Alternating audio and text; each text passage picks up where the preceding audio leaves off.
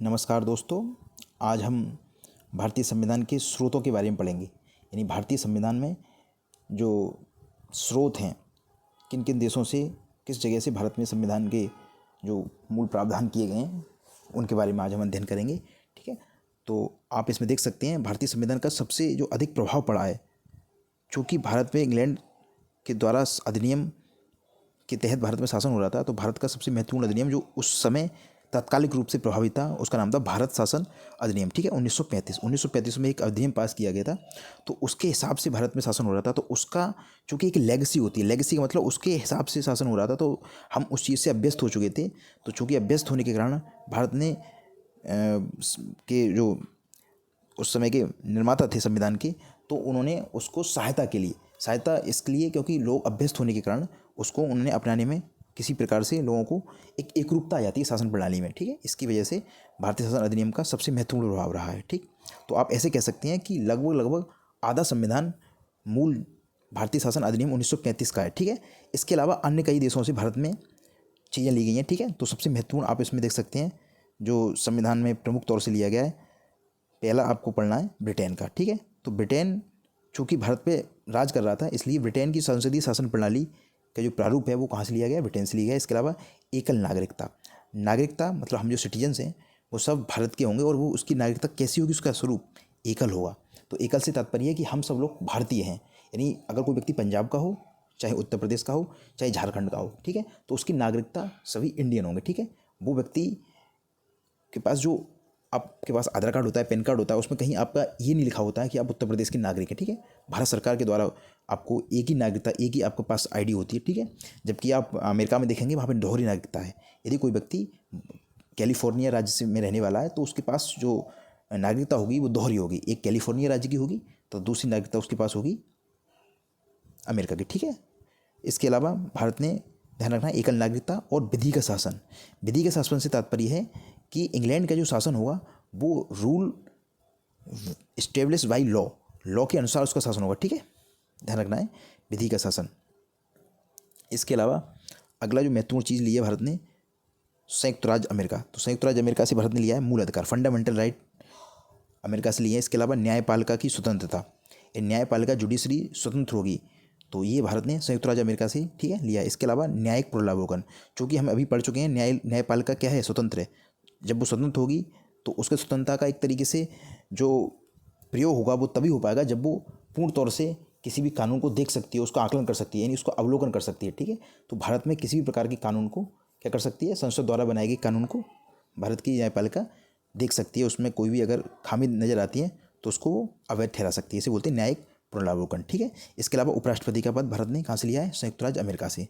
महत्वपूर्ण क्वेश्चन है, उपराष्ट्रपति का पद अमेरिका में पाया जाता है। ठीक है, तो वहाँ से लिया गया। इसके अलावा राष्ट्रपति पर जो महाभियोग की प्रक्रिया लगती है, ठीक है, वो भी कहाँ से ली गई है, अमेरिका से।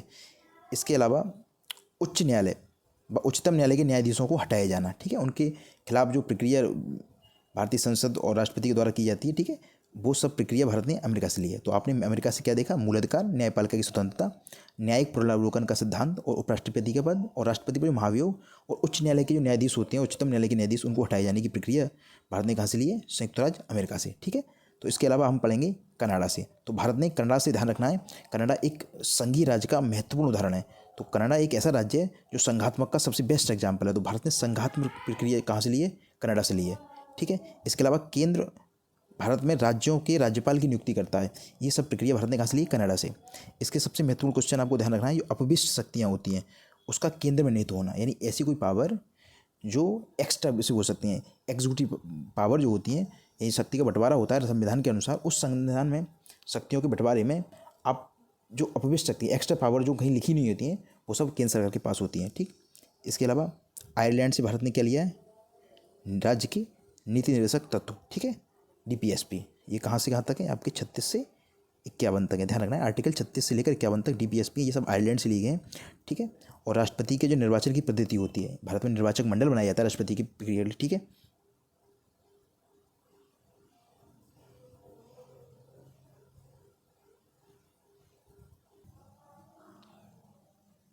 ठीक है, हम कहाँ थे कि आयरलैंड से भारत ने क्या लिया है, राज्य की नीति निर्देशक तत्व। ठीक है, ध्यान रखना है, महत्वपूर्ण क्वेश्चन है ये। इसके अलावा निर्वाचन पद्धति, निर्वाचक मंडल जो बनाया जाता है, और राष्ट्रपति द्वारा राज्यसभा में जो 12 सदस्य मनोनीत किए जाते हैं वो सब कहाँ से लिए गए हैं? आयरलैंड से। इसके अलावा अब हम पढ़ेंगे जर्मनी से। तो जर्मनी से लिया है भारत ने आपातकाल के दौरान मूल अधिकारों का जो स्थगन होता है राष्ट्रपति के द्वारा, ध्यान रखना है, राष्ट्रपति आपातकाल 352, 356 और 360, ध्यान रखना है। 3 अनुच्छेद के तहत राष्ट्रपति शासन लगता है, ऐसे बोल सकते हैं हम, मूल आपातकाल लगता है। ये राज्य का आपातकाल होता है 56 के अंतर्गत, 352 राष्ट्रीय आपातकाल और 360 एक वित्तीय आपातकाल है, ठीक है, जिसका अभी तक भारत में एक भी बार प्रयोग नहीं किया गया है। तो जो आपातकाल के दौरान लोगों के जो मूल अधिकार छीन लिए जाते हैं, तो वो सब प्रावधान कहाँ से लिए हैं? जर्मनी के द्वारा, ठीक है। इसके अलावा सबसे महत्वपूर्ण क्वेश्चन, सोवियत संघ से भारत ने लिया है मूल कर्तव्य, जिसे फंडामेंटल ड्यूटी कहते हैं, और ये भारत के मूल अधिकार में नहीं था, मूल संविधान में ये नहीं था। इसकी जो प्रक्रिया है, भारत ने स्वर्ण सिंह एक कमेटी बनी थी, ठीक है, ध्यान रखना है, स्वर्ण सिंह, और इस कमेटी ने रिकमेंडेशन की थी कि भारत में मूल कर्तव्य होने चाहिए।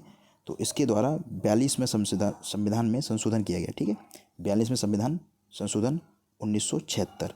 इसके अंतर्गत भारत में मूल कर्तव्य कितने जोड़े गए उस समय? 10 मूल कर्तव्यों का, ठीक है, ऐड किया गया। इस 10 मूल कर्तव्य ऐड करने के बाद भारत में, ध्यान रखना है, भाग कौन सा था? भाग 4A और आर्टिकल 51A, ठीक है। तो क्वेश्चन ये आता है कि मूल कर्तव्य भारत के कौन से भाग में? तो 4A में। कौन से आर्टिकल नंबर में? 51A में, ठीक है। इसका प्रावधान किया गया, और उसके बाद अगले 86वें संविधान संशोधन के अंतर्गत एक मूल कर्तव्य और जोड़ा गया, 11वां, ठीक है, जिसमें 6 से 14 साल तक के बच्चे जो होंगे उनको पढ़ाना माता पिता का क्या होगा? एक कर्तव्य होगा, ठीक है, ये ऐड किया गया। तो अब कितने मूल कर्तव्य हो चुके हैं? 11, ठीक है, ध्यान रखना है। तो ये भारत ने कहाँ से लिया गया है? ये सोवियत संघ से लिया गया, ठीक है। इसके अलावा दक्षिण अफ्रीका से भारत ने क्या लिया है? संविधान में जो संशोधन होगा उसकी प्रक्रिया दक्षिण अफ्रीका से लिए, और राज्यसभा के सदस्यों का जो निर्वाचन होगा, ठीक है, वो कहाँ से लिया गया? अफ्रीका से, ठीक है। महत्वपूर्ण क्वेश्चन आपको ध्यान रखना है, दक्षिण अफ्रीका से भारत ने क्या लिया है? संविधान में संशोधन करने की प्रक्रिया, और राज्यसभा के सदस्यों का निर्वाचन कैसे होता है? राज्यों के द्वारा निर्वाचन होता है, ठीक है, विधायक के द्वारा चुनी जाती हैं प्रत्यक्ष रूप से, ठीक है। ये प्रक्रिया दक्षिण अफ्रीका से ली है। और जापान से जो प्रक्रिया है उसे विधि द्वारा स्थापित प्रक्रिया, ध्यान रखना है।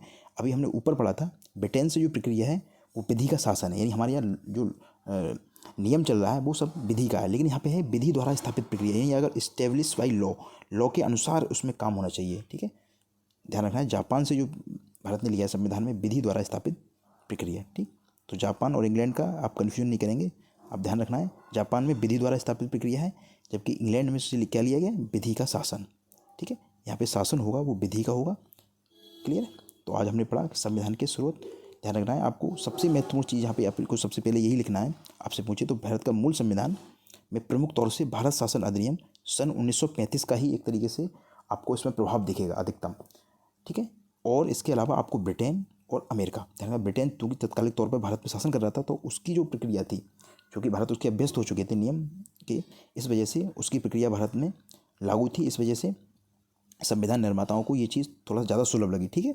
लोग उस अभ्यस्त होते हैं किसी भी नियम को, तभी उस संविधान की प्रामाणिकता बढ़ती है, ठीक है। इसके अलावा अमेरिका से मूलाधिकार और न्यायपाल का ध्यान रखना है कि स्वतंत्रता, न्यायपूर्ण अवलोकन और उपराष्ट्रपति का पद, राष्ट्रपति पर महाभियोग, उच्चतम और उच्च न्यायालय के न्यायाधीशों को हटाया जाना, ठीक है, ये महत्वपूर्ण चीज़ आपको ध्यान रखनी है। और सबसे महत्वपूर्ण, भारत में नागरिकता कैसी है? एकल है, ब्रिटेन में एकल है, यानी ब्रिटेन और भारत में एकल नागरिकता है, संसदीय शासन प्रणाली भारत में है, ठीक है। तो आप अगर अपने संसद के बारे में जितना जानते हैं वही सेम चीज़ ब्रिटेन में पाई है, ठीक है। तो आज हमने संविधान के स्रोत पढ़े, ठीक है। अगली बार हम नए टॉपिक को पढ़ेंगे। धन्यवाद।